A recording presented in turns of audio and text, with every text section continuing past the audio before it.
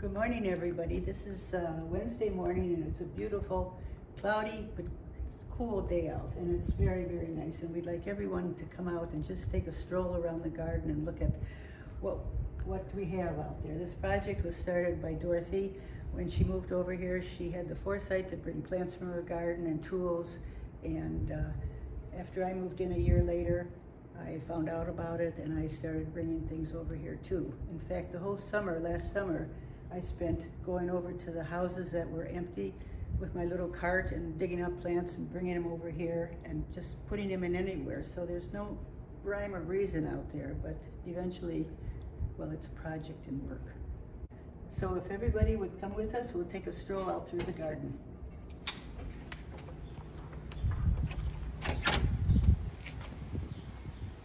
Okay, some of the plants here are very, well, they're not really hidden, but you don't see very much of them. Like these little ones, they get yellow flowers on them, and they'll be very pretty later on in the summer.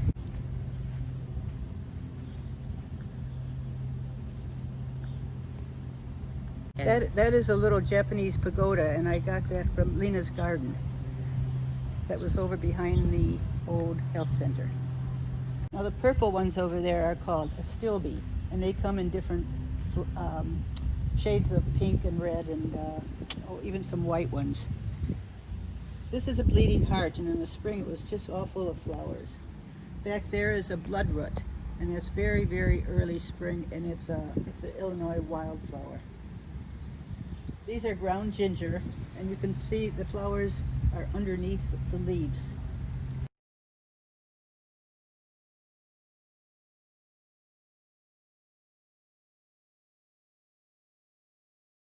Now all of these are hostas, and I think a lot of them are from Dorothy's garden.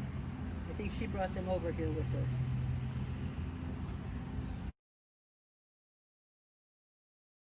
Now we're very fortunate that most of the people over there in the cottages had gardens with beautiful flowers. Now these, for instance, are from Margaret Trinkline's garden. These are mums. They will bloom in the fall and will just be gorgeous. And we've got mums over here, and I think these were probably from my garden, but now under here, under the bushes here, this is a rabbit trap. In the spring we had 2 or 3 rabbits out here, and they were just eating all our plants. So we got this trap, and what did we catch? A squirrel. And the rabbits left, so it's not in use right now. Hopefully next spring, if we need it, we'll have it. If you want to go this way, I'll show you a few more.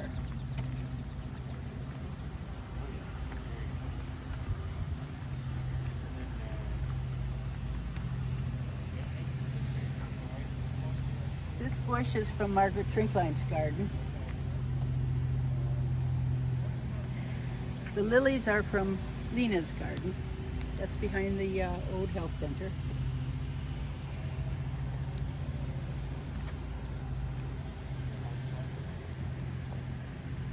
The rose bushes, some of them were here already, and some of them have from people's gardens, but I can't identify whose gardens they were from.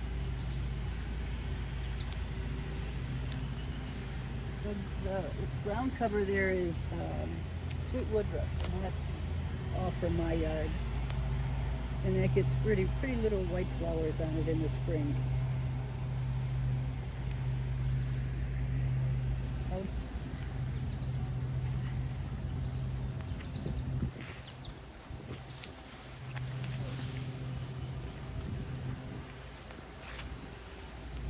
Now these flowers, this is called, those are astilbe, and they have the little flowers like this. And oh, these are called dead nettle. It's a terrible name, but it's a ground cover, and they get really pretty little flowers on it. It'll be just a mass of flowers there. Okay, now over here along the building, I had no place else to stick flowers, so these are just randomly placed in here. But those purple ones are bee balm. Those are loose strife. They had yellow flowers on them. And the other ones there, I don't know what the names of them are. I should use my finder. But these were all from my yard.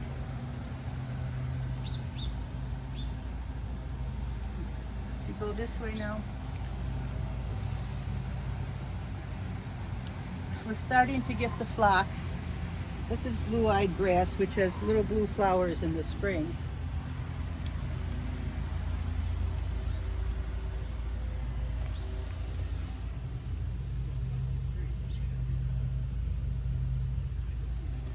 These were beautiful purple irises.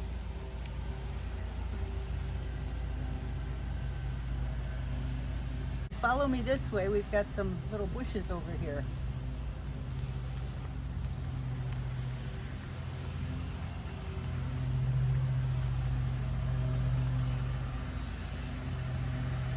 These are hydrangeas. And I brought these over because I had received those from my aunt years and years ago, but we have beautiful hydrangeas up by the front door, so these are, well, they'll get bigger.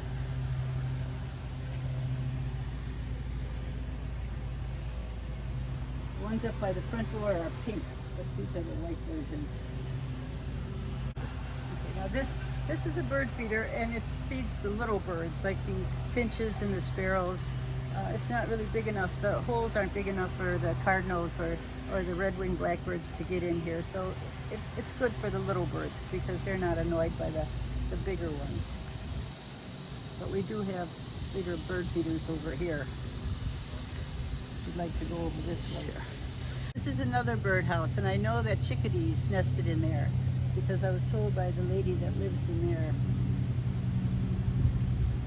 Here, if you'll follow me, is those plants are called leotrope, and they get white flowers on them. Well, they have white flowers on them now, but it looks like it's almost past their prime.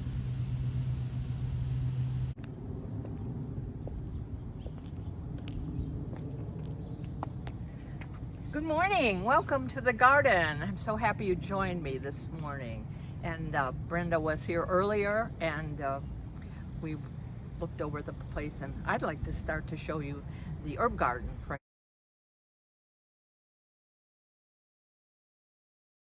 Our herb garden, which was built by a Boy Scout for his Eagle Scout project.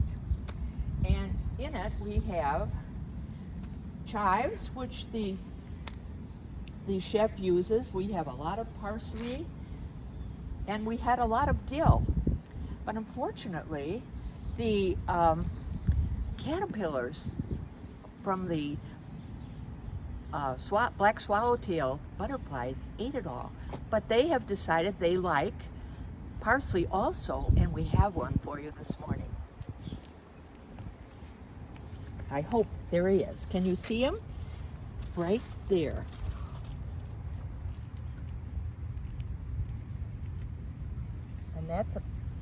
And so I will later today pick that off and put it in our cage that we have to raise them, okay? And this is kind of interesting because every year we have had a sunflower planted by the birds, and it planted in exactly the same spot.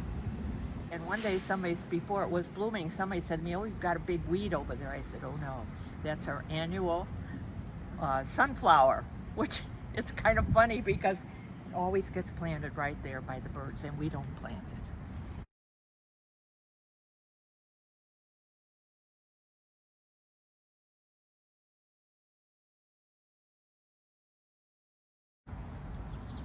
This is a daylily, and originally it was in my garden in Elmhurst, but even before that, I'd like to tell you how I got this particular plant. I just love it, with the ruffled petals and the green throat. It was given to me by a man who is the #1 hybridizer of daylilies in this area. He lives in Park Ridge, and he gave me seeds. And so I took the seeds and I thought, I'm going to take real good care of these and put them in a pot with special soil, which I did. first year they didn't bloom.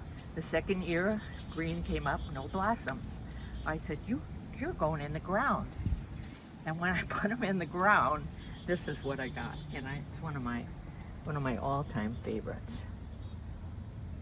Okay, so let's go over to the kind of prairie garden. It's way over here in the corner.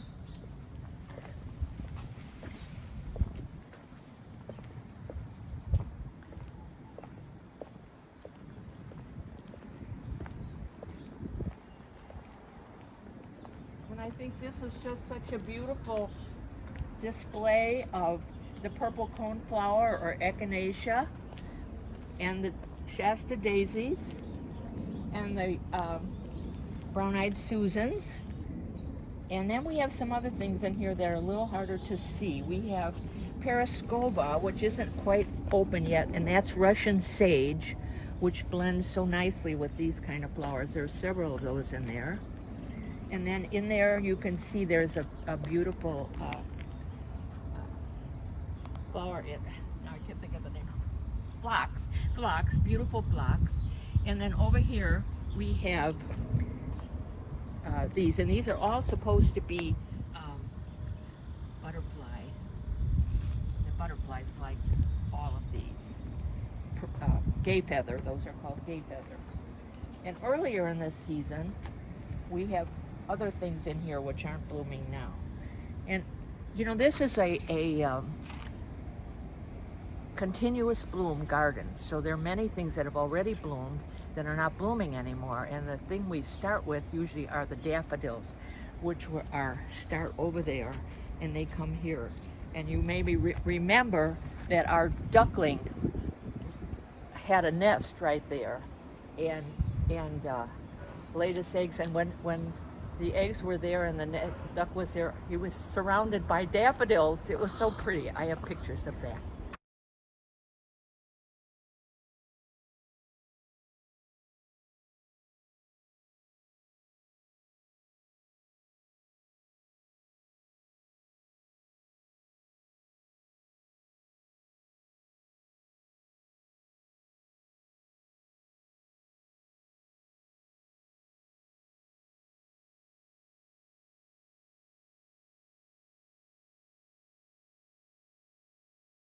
Here to our butterfly garden, which we started last year. And we have things to attract butterflies and to feed butterflies. And we've had a few, and I wish there were some around this morning, but they're not around. The zinnias definitely are for their food later, you know, after they hatch. All of these attract butterflies, and these especially. What are you on there? These are milkweed. These are swamp milkweed. And earlier this year, we had a monarch butterfly caterpillar, and we raised him and released him out here. Since then, I've only seen a few around. They should be coming. We have everything that all the milkweed, the two different kinds of milkweed. And then and these are Mexican sunflowers, and they're supposed to attract them. And then they lay their eggs on the milkweed, and when they become a caterpillar, then they eat voraciously of the milkweed plant. And then when they're butterflies, they like to get the nectar from the zinnias, which are just starting to pop out. One of the other joys of the purple coneflowers, the echinacea, is that the goldfinch use them for seed. And it's fun sometimes to just see that beautiful black and yellow bird perched on a seed pod and having lunch.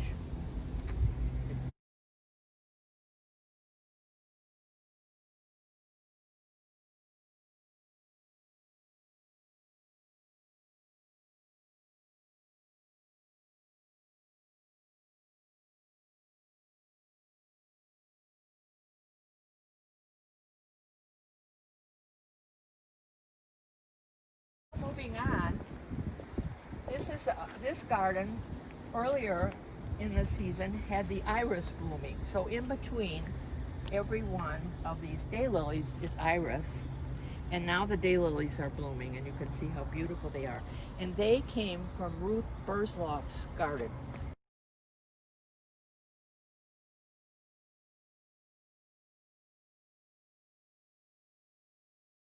Now off to my favorite part of the garden.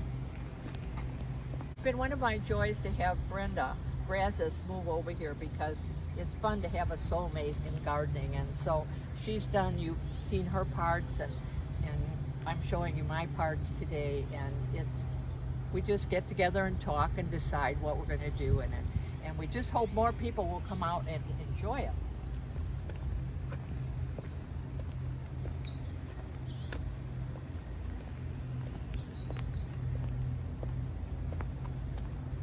Lilies, I guess were not blooming before, but these gorgeous lilies, and we used to call them tiger lilies, but I think they have a fancier name.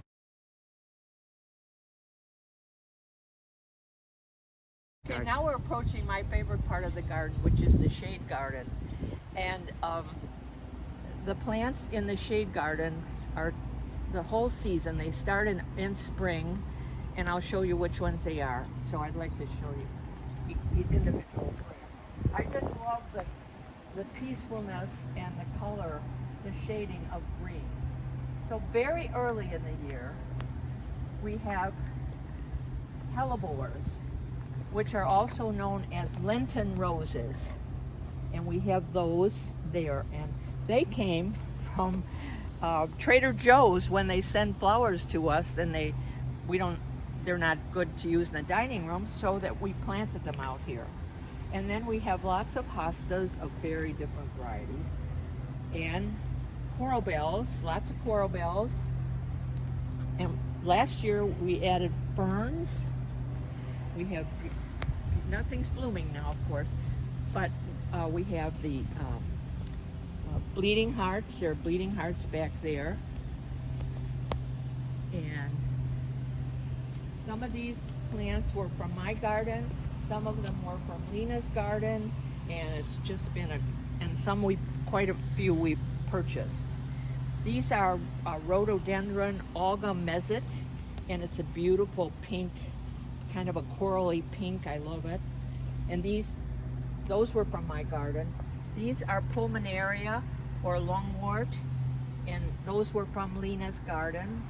And then this is another one of my favorite flowers, Jack Frost brunera.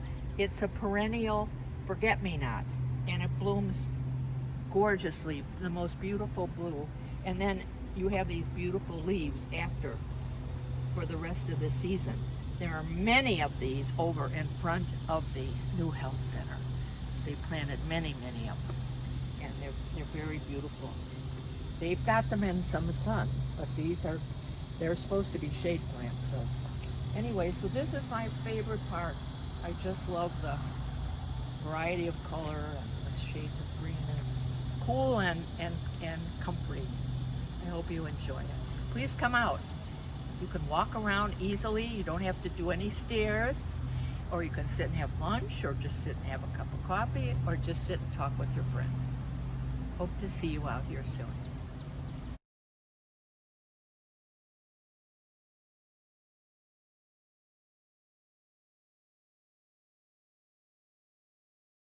No, really, I hope to see all of you out here. Thank you.